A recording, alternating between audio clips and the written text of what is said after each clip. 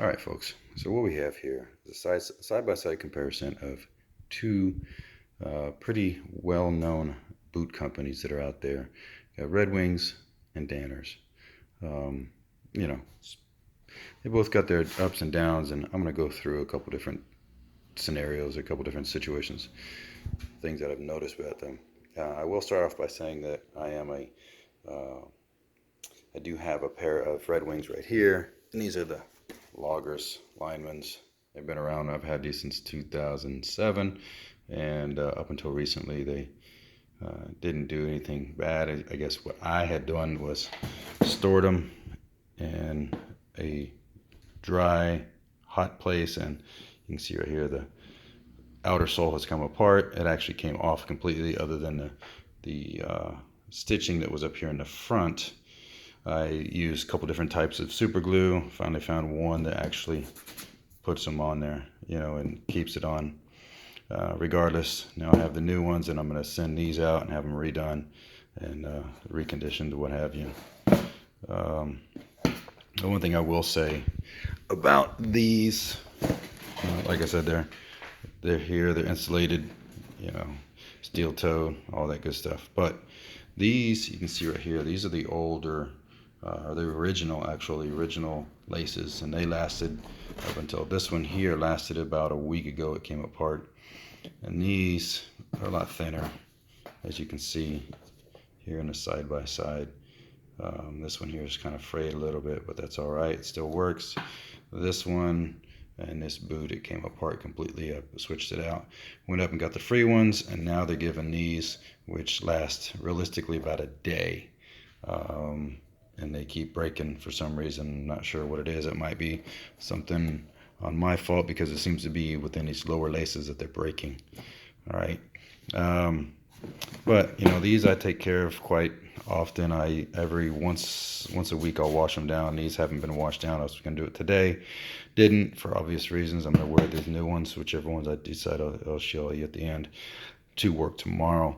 But anyway, I use the mink oil on these pretty much every Sunday, Saturday, religiously, after I wash them off and clean them up. All right, as you can see, there's pretty much a lot of tread left, but again, they're coming apart here, and I got to get them fixed. All right, so that said, let's look at the differences here.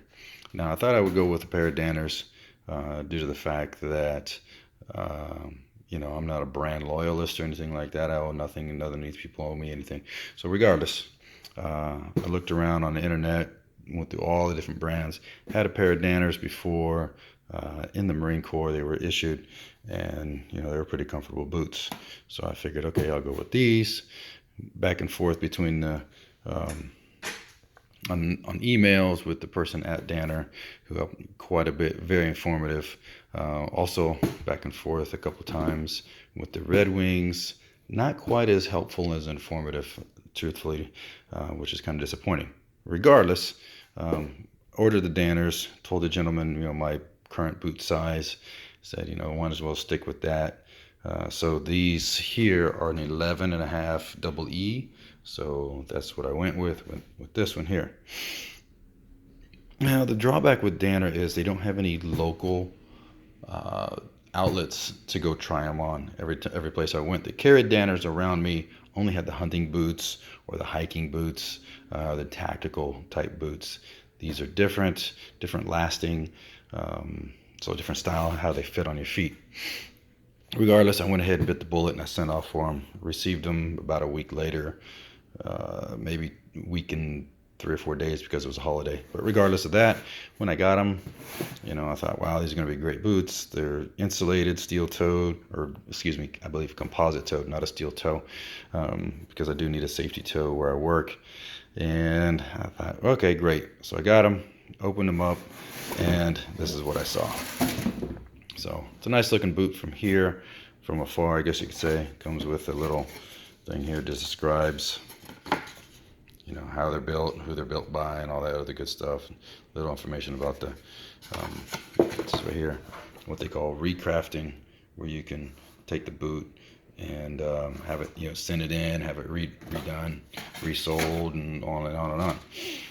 So upon initial inspection, I thought, wow, this is great. And then, I don't know if it's just me or if the rest of you guys will notice this too, but what you see on the internet is a little bit different than what you get when they send it to you. I don't know if they just take one picture and just have it in all the different slots with the descriptions.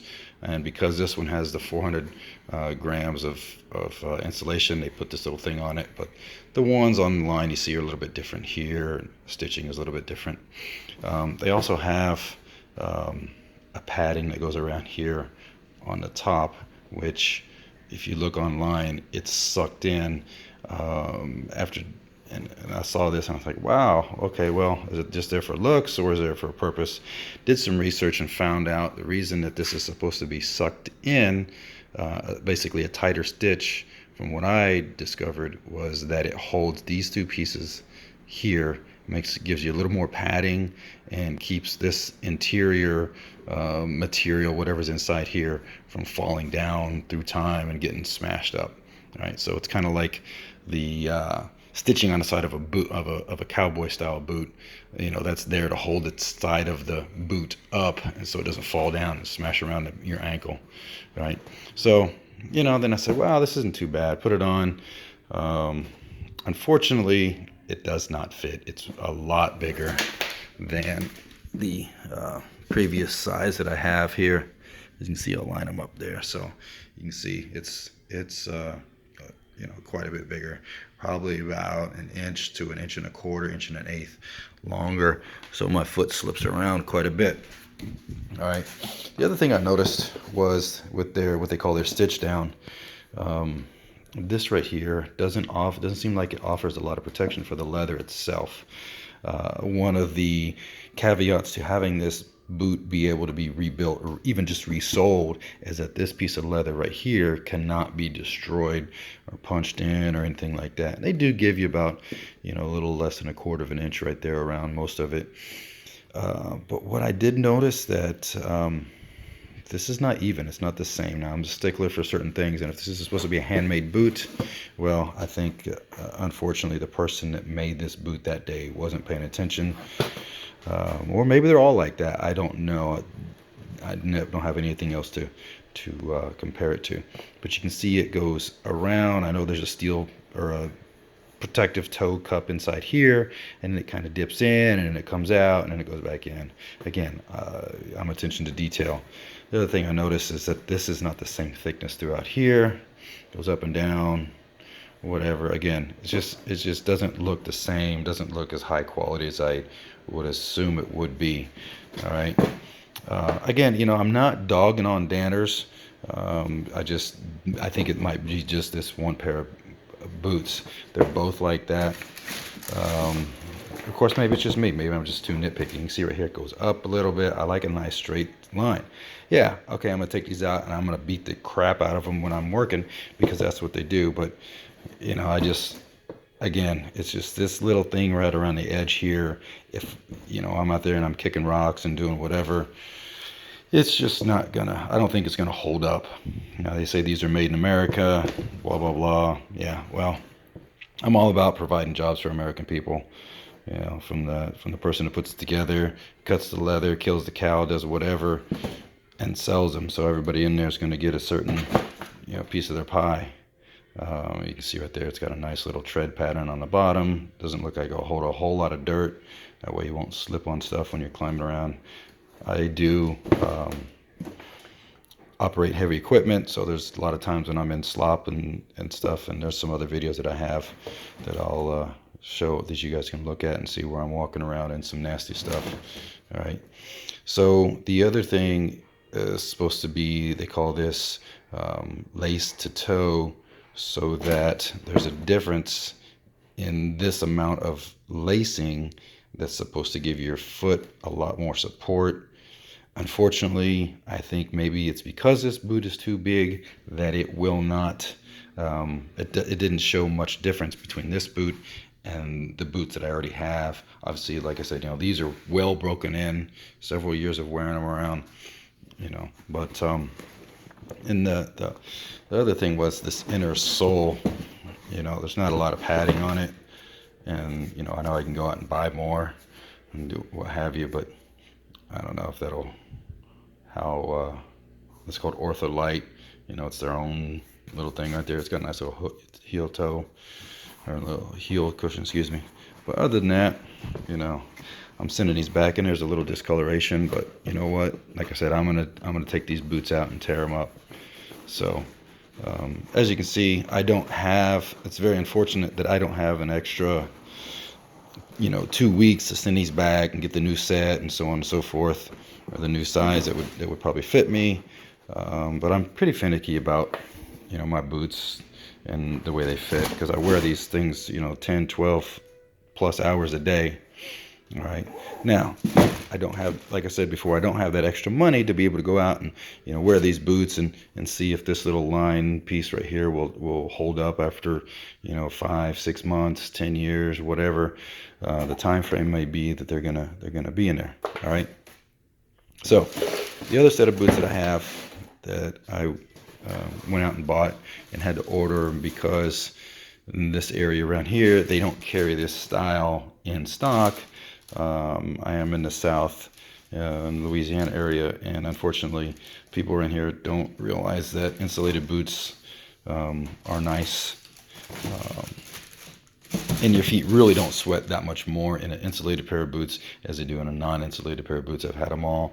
I've had, both back and forth. Lived here, lived in Texas and warm there, Arizona, I warm, and again, like I said, the insulated boot, to me, it adds a little bit of extra protection. Plus, if you go somewhere and you're in a construction type job and your company says, hey, well, we got work where it's cold, you don't have to go out and buy a new pair of boots. You can just, put these in your bag and take off, right?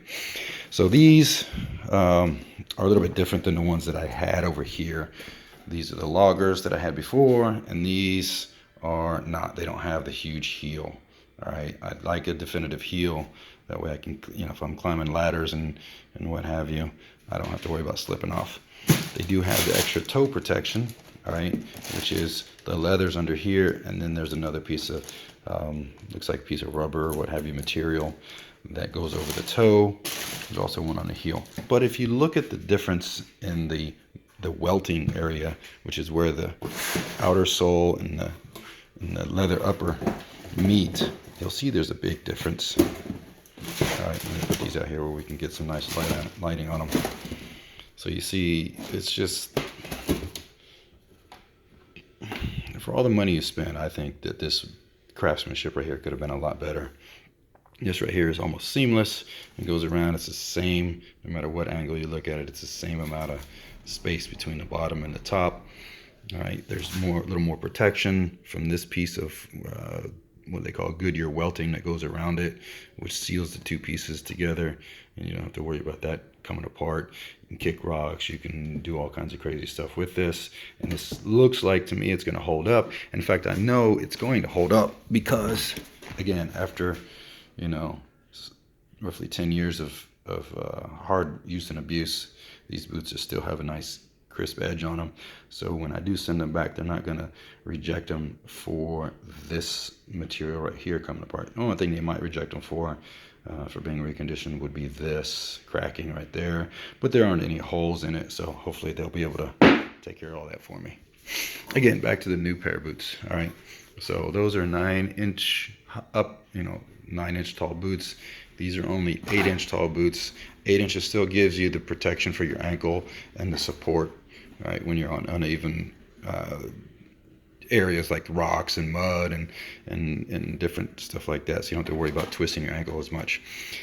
Yes, these are made in America, like I said before. These, unfortunately, are assembled in China. Now, everybody says, oh my goodness, you got to go with American-made boots, American-made this, that, and the other, blah, blah, blah. Well, the good thing about Red Wings is that they still go through the same inspection process no matter where they're made, right? Red Wings does have a lot of boots that are still made here in the United States. They're bringing more back. Danner, obviously, also bringing a lot of boots back into the United States, getting, assembled and made and manufactured and cut and whatever right here, all right? Again, these boots right here, the same inspection process. And these boots actually here, made in China. And it surprised me that they were, and then it surprised me that they lasted that long. So, kudos to Red Wing for being able to do that. All right, now as far as size, these boots here, they do fit. They are a little bit bigger in comparison to the current boot that I have. You can see right there, it's also approximately an inch to an inch and a quarter difference here between the toes. But these have a met guard, metatarsal guard. So this part of your foot right here has a padding over it. And unfortunately, in my line of work, I do drop things on my foot. And it's not just my toe that needs protection, it's the upper part of my foot right here that needs protection. And then you have a 10-inch. Now this one has a 10-inch upper, so you can see it is approximately 1 inch higher. And I'll put this one beside it here so we can see, there's not much difference, to tell you the truth, between the Danner and the older Red Wing lineman boot, which is kind of surprising. And then when you get to the heel, you can see that all these heels right here are pretty close, but the lineman boot has that extra depth right there, because when you put on your cleats or your spikes or what have you for either climbing trees or climbing poles, your gaffs actually for climbing poles, you don't have to worry about that piece sticking out past your boot heel when you're trying to walk on solid ground before as you walk up to the pole. Right, I'm not doing any of that kind of work right now, so this boot right here or this type of heel will suffice with what I'm doing. Again, because this boot has the metatarsal guard in it, or what they call the met guard, internally, I need a little more space inside there for my big clunkers to fit inside. So I have, obviously, I'm sure you can tell by now that I have decided to go and keep the Red Wing. It is very unfortunate because, I kind of like the way these Danners looked, and was hoping that I could, be able to test these out over time and, give a true side-by-side comparison. And again, unfortunately, I don't have an extra $300 and some dollars or $300 or whatever or time to send these back and go through that whole situation and try to find one that fits. And also unfortunate that Danner does not have outlets. When I went to Red Wing, they had this little machine that you step on, and it shows the size of foot that they think you have and the size of boot that might fit. And also it shows if you need arch supports. They did sell me a pair of arch supports that are a little bit different. Yeah, they're a little pricey, $50, but let me tell you, I put these on, warm around for a day, and what a difference it does make. This one especially, I don't say especially fit, but it's designed for the type of foot I have, with the higher arch and the little padding right here, which kind of gives me support because of the heel. All right, I do jump around, from time to time. Sometimes I'm on a barge, and the one barge is higher than the other, and I got to jump down, and that's steel. Steel does not give, as you know, and the bottom of these boots is very tough, and it doesn't give either. So I need that little extra cushion, little extra padding. And if you're wondering, these are the 4489s. I don't know if that matters or not. These are the Danner, what is this? They're Quarry. Yeah, USA 8-inch brown, so non-metallic toe, but it is a safety toe. And like I said, I really was kind of disappointed in the way that these are, their final fit and finish for being a handmade, made in America boot, and they brag and brag and brag about all the stuff that goes on with them. Like I said, it's just little things like this. Even if you look at the one on the picture on the internet, it shows a nicer indentation where this piece of threading goes through and connects with something, maybe not this piece here, but somewhere inside it would hold that piece of, see, like this. So you can see there's a definite, I don't know if you can see the shadow there, but there's a definite, even if I hold it over like that, I get a side profile and profile, you can see there's a definite curvature there where the thread goes through and it grabs that other piece inside there and gives you a little more padding right there on the top. Holds everything in place, and none of this internal thinsulate or anything that's in there will go down. And as you can see, also there's a little thicker padding in here. Both of these boots are waterproof. Between the two, they're almost identical in as far as features, functionality. Their electrical hazard rating, thinsulated, is very similar, 400 in that one, probably 400 in this one too. Again, these boots that I have here, they held up. They kept my feet warm. Had them in New Jersey, in the snow up there in New York, up that northeastern area. Had them in the Seattle area. So I didn't have any problems with them as far as my feet getting cold or anything like that. And again, my feet don't sweat in them down here in the heat and humidity that we have. So yeah, you can see right there, Thinsulate Ultra versus probably the same thing. 3Ms everywhere, no matter where you go, right?